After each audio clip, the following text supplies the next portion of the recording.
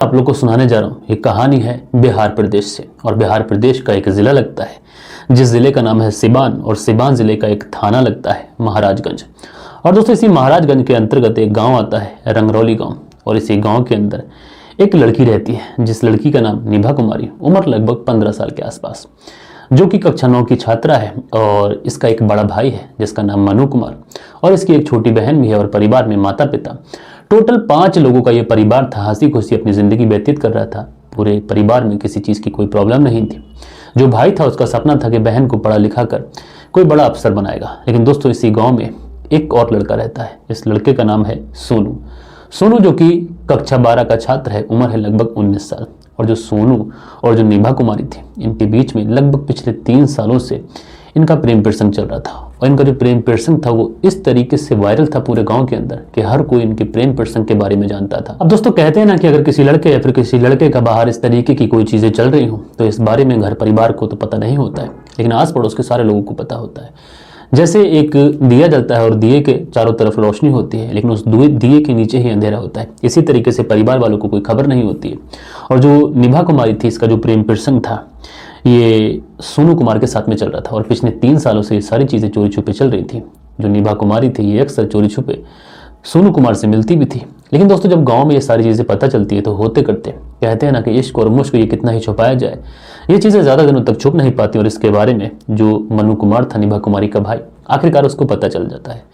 जब निभा कुमारी के भाई को इस बारे में पता चलता है तो वो अपनी बहन को अपने पास बिठाता है। और पास बिठाने के बाद में अपनी बहन से कहता है कि तुम बहुत अच्छे से जानती हो जो पिताजी हैं ये किसी काम करने में असमर्थ हैं, कोई भी काम कर नहीं सकते। मैं ही सारा काम करता हूँ, घर में कुछ पैसे अरेंज करता हूँ, और मेरी ये कोशिश है कि मैं तुम्हें अच्छी सी पढ़ाई कराऊँ, तुम्हें अच्छी से शिक्षा दिलाऊँ। तुम्हारे साथ साथ मेरी जो छोटी बहन है मुझे उसकी भी फिक्र है। तो बेहतर यही होगा कि जो गाँव में बातें चल रही हैं ये बातें सुनने के बाद मुझे बहुत अजीब लग रहा है।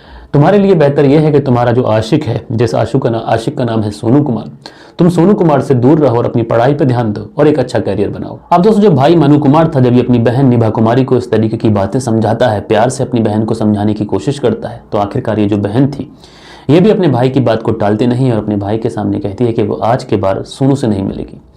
जब बहन इस तरीके की बात कहती है तो भाई कहीं ना कहीं निश्चिंत हो जाता है, सोचता है कि छोटी उम्र की बात है, कहीं ना कहीं बहक गई होगी, लेकिन अब सारी चीज़ें नॉर्मल हो जाएंगी। लेकिन दोस्तों जो निभा कुमारी थी अपने भाई के तो सामने ये चीज़ें कह चुकी थी कि वो आज के बाद सोनू से नहीं मिलेगी। लेकिन जैसे जैसे वक्त गुजरता है ये फिर से सोनू से मिलना जुलना शुरू कर देती है। अब दोस्तों जब ये सोनू से मिलना जुलना शुरू करती है तो आखिरकार इस बारे में गांव के कुछ लड़के जब सोनू से ही मुलाकात कर रही होती है तो उसको देख लेते हैं। और इस बारे में जो निभा कुमारी थी उसका जो भाई था मनु कुमार, इस बारे में उसको बताते हैं। अब जैसे ही वो लड़के मनु कुमार को इस बारे में बताते हैं और मनु कुमार अपनी बहन के बारे में जब ये बातें सुनता है तो इस बार बहुत आग बबूला होता है, क्योंकि वो सोचता है कि उसने अपनी बहन को बहुत प्यार से समझाया भी था और उसकी बहन ने उससे वादा भी किया था कि वो आज के बाद सोनू से नहीं मिलेगी, लेकिन फिर क्यों उससे वो मिल रही। और दोस्तों इसके बाद में वो इतना ज़्यादा आग बबूला होता है कि गुस्से में वो एक ऐसा कदम उठाता है जो कि उसको नहीं उठाना चाहिए था। दरअसल दोस्तों बात कर रहा हूँ मैं 5 नवंबर साल 2022 की।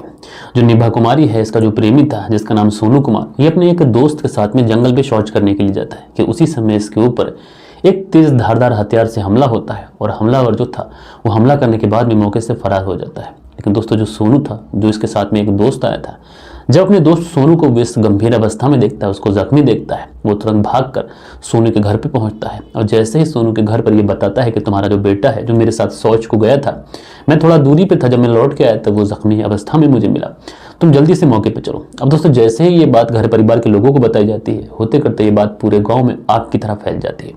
और गाँव के बहुत ज़्यादा लोग बड़ी तादाद में उस घटना स्थल पर पहुँचते हैं। जब वहाँ पर जाके देखते हैं तो जो सोनू कुमार है ये एक तरीके से मृत अवस्था में पड़ा हुआ है। हालांकि इसके बाद इसको हॉस्पिटल भी लेके जाया जाता है और इलाज के दौरान इसकी मौत हो जाती है। अब दोस्तों जब सोनू कुमार की मौत हो जाती है तो जो सोनू कुमार के घर परिवार वाले लोग थे ये बहुत अच्छे से समझ जाते हैं कि सोनू कुमार के साथ में ये करने वाला कौन है। उसके बाद में सोनू कुमार के माता पिता और गाँव के अन्य लोग, ये जो निभा कुमारी थी इसका जो भाई था मनु कुमार, उसके घर पे पहुंचते हैं। और घर पे पहुंचने के बाद में उनके जो माता पिता होते हैं उनसे पूछते हैं कि आखिर जो तुम्हारा बेटा है मनु कुमार वो कहाँ है। अब दोस्तों मनु कुमार के माता पिता से जब ये बात पूछी जाती है तो मनु कुमार के माता पिता बताते हैं सोनू कुमार के घर वालों को और अन्य गाँव वालों को कि इतना ज़्यादा गुस्से में क्यों। दरअसल जो मनु कुमार है ये 1 घंटा पहले यहाँ से निकला है, लेकिन बहुत ज़्यादा गुस्से में गया है। उसके बाद में वो हमें भी काफ़ी ज़्यादा डरा धमका कर गया है, क्योंकि वो अपनी बहन जिसका नाम निभा कुमारी उसको कमरे में बंद करके गया है और उसके साथ में उसने काफ़ी ज़्यादा झगड़ा भी किया है, काफ़ी ज़्यादा तकरार भी की है और हमसे ये कहकर गया है कि अगर तुमने इस लड़की के कमरे का गेट खोला तो मुझसे बुरा कोई नहीं होगा। उसके बाद में जो सोनू कुमार था जिसकी हत्या हो चुकी थी, उसके परिवार वाले बताते हैं कि दरअसल जो तुम्हारा बेटा मनु कुमार है उसने हमारे बेटे की हत्या कर दी है और नहर के पास उसका शव पड़ा हुआ है। अब जैसे ही वो मनु कुमार के माता पिता यानी निभा कुमारी थी उसके माता पिता जब ये बात सुनते हैं तुरंत अपनी बेटी के कमरे का दरवाज़ा खोलते हैं और जैसे ही दरवाज़ा खोलते हैं तो दरवाज़ा खोलने के बाद में उनके तो एकदम से होश उड़ जाते हैं। दरअसल जो निभा कुमारी थी उसको भी मार कर पंखे से लटकाया गया था, उसके गले में एक रस्सी बंधी हुई थी और देखने से ये प्रतीत हो रहा था कि उसके हाथ से काफी ज्यादा खून बह रहा था, यानी उसके हाथ पर किसी तेज धारदार हथियार को कई बार चलाया गया था। अब दोस्तों जैसे ही लोग निभा कुमारी को इस हालत में देखते हैं तो जो निभा कुमारी के माता पिता थे वो दहाड़ मारकर चीख चीख कर रोना शुरू कर देते हैं, क्योंकि उनकी बेटी को भी मारकर पंखे से लटका दिया गया था और उसके हाथ को इस तरीके से काटा गया था कि उसकी नस से बहुत सारा खून बह जाने की वजह से शायद उसकी मौत हो गई थी। अब जैसे ही ये घर परिवार वाले रोने लगते हैं, ये बात थी पूरे गांव में आग की तरह फैल जाती है। पूरे गांव में एकदम से सन्नाटा छा जाता है, डर का माहौल बन जाता है। पूरे गांव में एक तरफ से बिजली सी कौन जाती है, डबल मर्डर हो गया, एक लड़की और एक लड़की की हत्या कर दी गई, वो भी उसके ही भाई के द्वारा। अब जैसे ये सारी बातें होती हैं वहीं से तुरंत महाराजगंज पुलिस स्टेशन में इन सारी बातों की जानकारी दी जाती है। अब दोस्तों जैसे ही पुलिस ये बात सुनती है कि इस गाँव के अंदर डबल मर्डर हो चुका है और उसके बाद में पुलिस जो है अपनी टीम को लेती है, तुरंत जो मौका वारदात थी वहां पर पहुंचती है। दोनों ही डेड बॉडी को पुलिस अपनी कस्टडी में लेती है और दोनों ही डेड बॉडी को पोस्टमार्टम के लिए भेजा जाता है।